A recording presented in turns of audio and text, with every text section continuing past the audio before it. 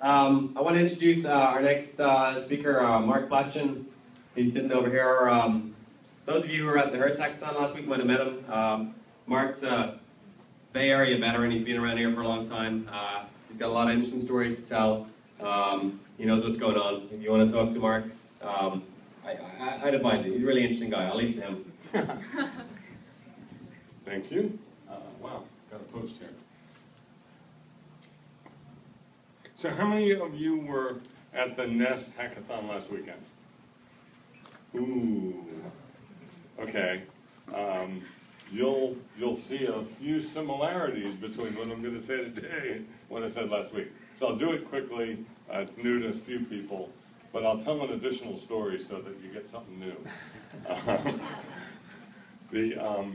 So anyway, I'm Mark Platshon. I work for BMW's corporate venture group, the iVentures. And so if you have things that are relevant, you think to BMW or to the ecosystem around cars, which is why you're here. From a funding standpoint, talk to me. From an engineering standpoint, talk to any of the guys here, and we collaborate real well together. I've been a fan and a hobbyist and a restorer and a racer and a fan of BMW since the 70s. And you know, when you see these kinds of cars that go back in time, it's just fun to come to work and have a company that has that kind of legacy and that kind of emotion in all of its products. It's really a blast. So why does a company like us get involved in hackathons?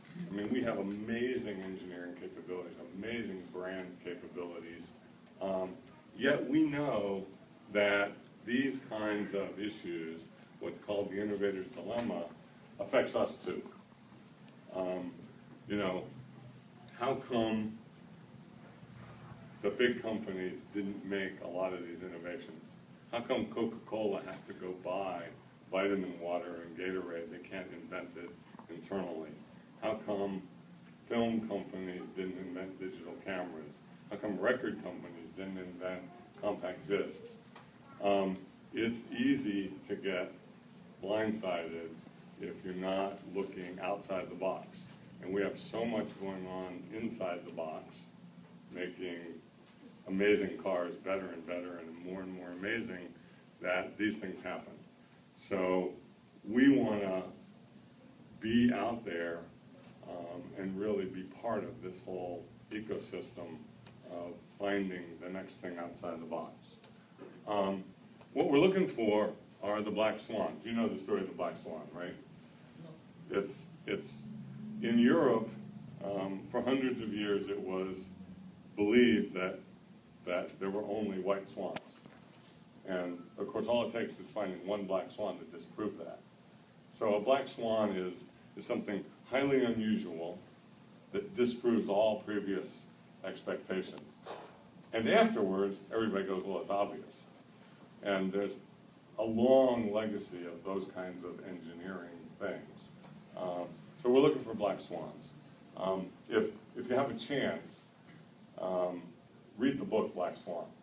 It's kind of what VCs live for. It's that thing out on the tail that's going to change the world. Let me talk about a couple of things. You guys are here because you're seizing an opportunity to be creative. And I think that's the amazing thing. Half the battle is showing up, and you showed up. I want to just throw a couple of those. When I start a brainstorming session, I throw two examples up to just get people kind of separated from tradition. I used to, my first job out of school was working in nuclear submarine engineering, and I found out how they launched Polaris nuclear missiles. Of course, at that time, the United States was busy building huge big silos in the middle of Kansas, putting endless concrete around them so we could hide our nuclear missiles. So in case Russia attacked us, they wouldn't get all of our missiles, so they had to be hardened in a hole in the ground in Kansas or someplace. Of course, there was real concerns about that. So Admiral Rickover said, why don't we hide them in a submarine and let the submarine move around so invisibly that nobody knows where they are? Well, yeah, that's a great idea, but a nuclear missile is about 6 feet in diameter, about 25 feet tall, and it weighs tons. And we're going to launch it from underwater in missile tubes in these submarines. So you can't just light the rocket off in the missile tube. It'll melt the submarine before it ever gets out. So how do you get it out? Well, the technology in your airbag, sodium azide, is a gas generator, and the nuclear navy invented that technology in order to literally pop a giant missile all the way, subs at 60 feet underwater.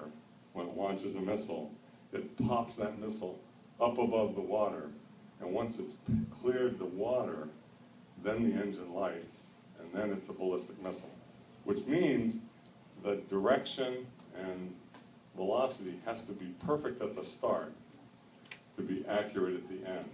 Any angle or speed error at the beginning is magnified dramatically because it's got no steering. Once it's gone, it's gone. It's got no steering. That's what a ballistic missile means. Is you throw the rock, and once it's left your hand, you can't change where it's going to land. The accuracy at the other end has to be 100 yards after 8,000 miles. So it's kind of cool technology. Anyway, it filters down to everyday life.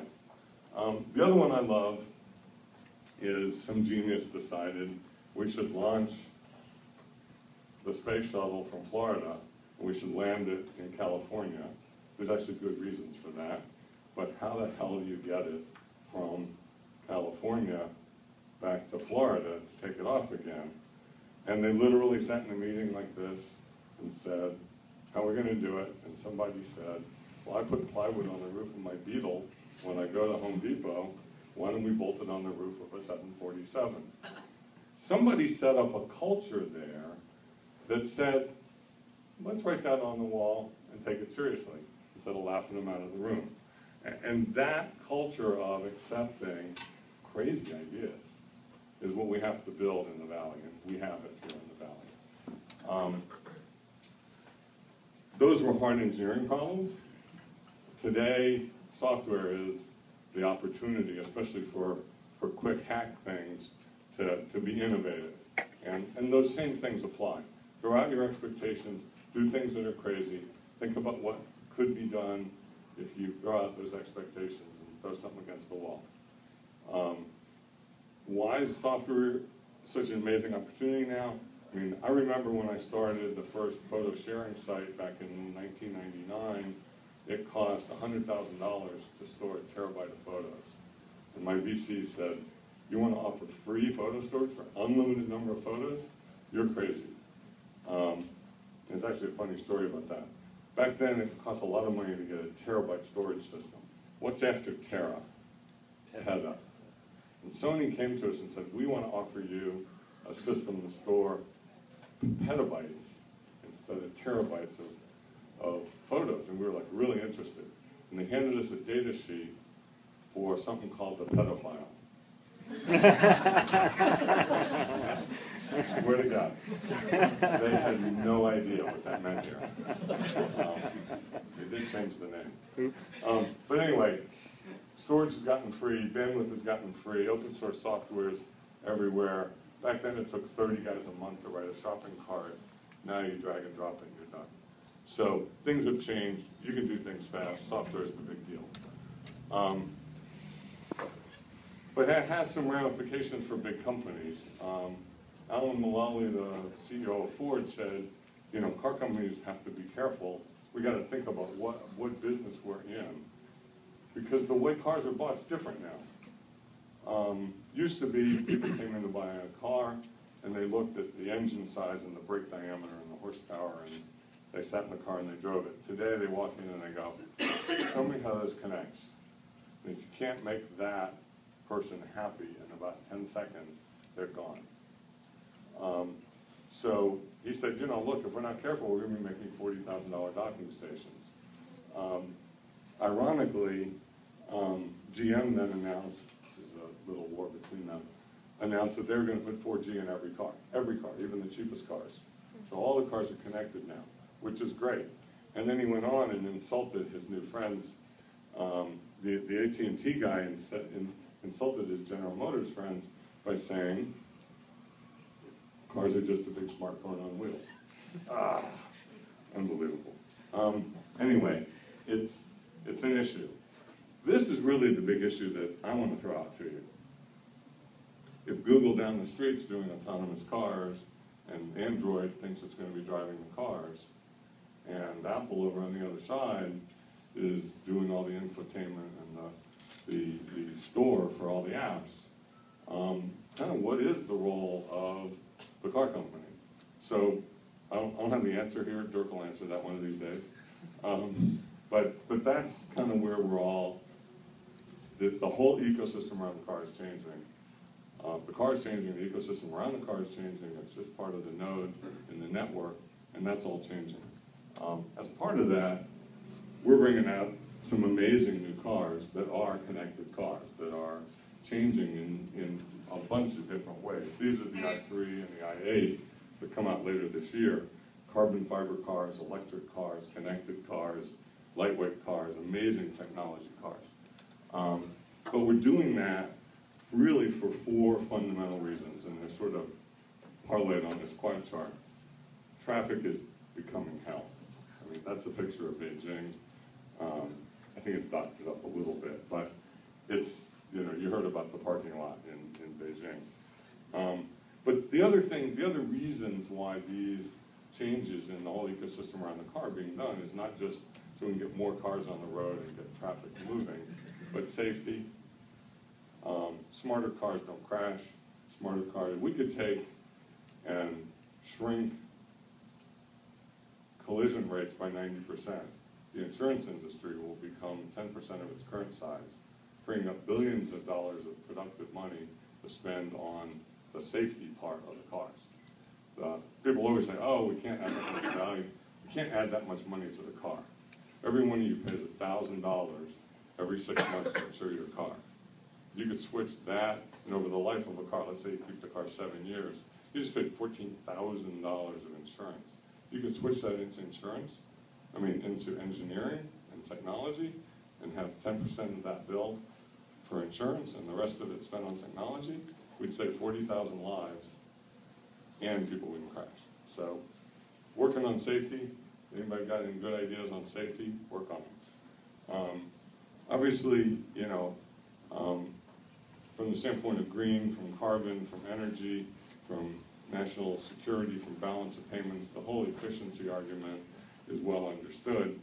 And think about what autonomous cars do and the way that's going to change things. Obviously you read the articles and people think, oh, we're just going to have autonomous cars immediately in a couple of years, and you'll just call for your car and it'll drive itself. But the way this is going to come in, and the way you think about it as being so wonderful, is Grandpa's 90. He thinks he should still be driving. We all know he shouldn't be driving. You can't take the keys away. But if the car lets him think he's driving, but it actually helps him so he can't crash, it's a great thing. So this is all going to change. Navigation's going to change. Mapping's going to change. Routing's going to change. You guys are going to write code that makes all that happen. And don't sit here and think, well, what I do isn't going to change some big industry very quickly. This is a really interesting chart.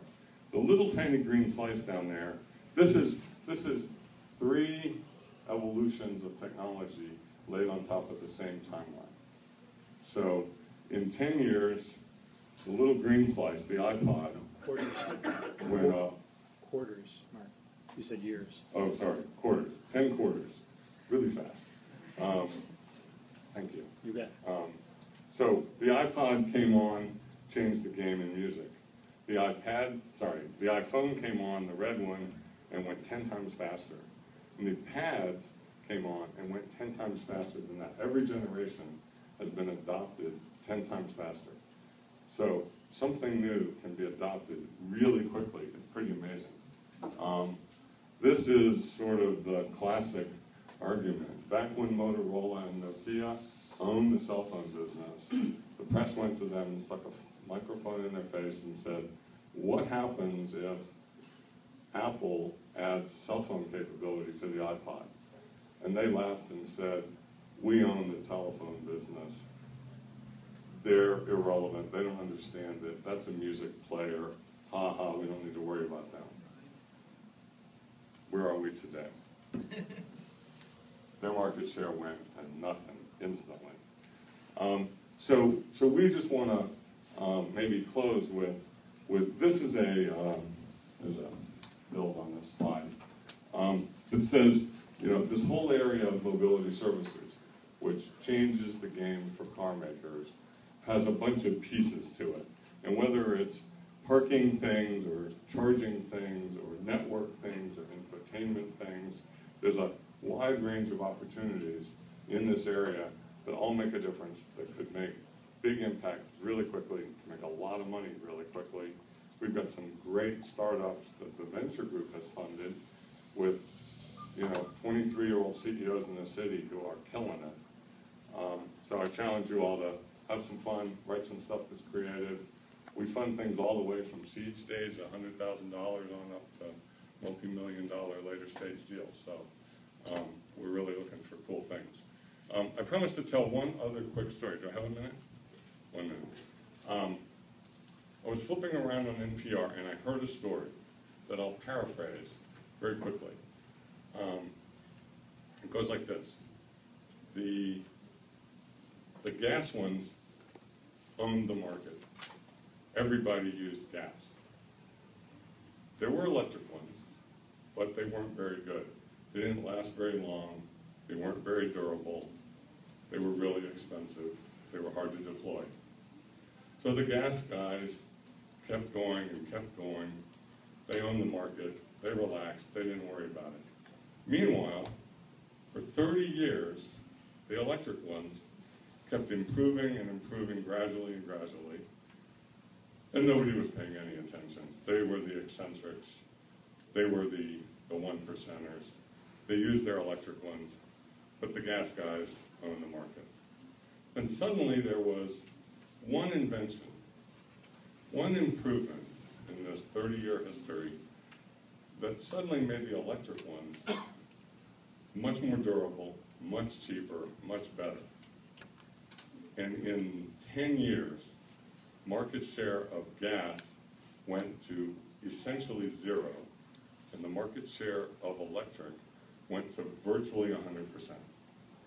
What am I talking about? And when? Lights. Correct. Edison. Electric lights coexisted with gas lights for 30 years while the electric industry struggled and struggled and struggled to find a filament that would last. Light bulbs were expensive, they were handmade, but filament lasted unreliably hours to days to weeks. The utilities would give them out, but nobody would use them. And they had to repipe a house. Houses already had piping for gas. And it ran the stove, and it ran the lights, and it was great. But it was sooty and dirty and inefficient. But it was great. And the light bulb was terrible. When the tungsten filament was invented, and GE and others started making light bulbs like popcorn, the gas light disappeared in less than a decade, even with all the infrastructure that had to be changed. That'll happen again.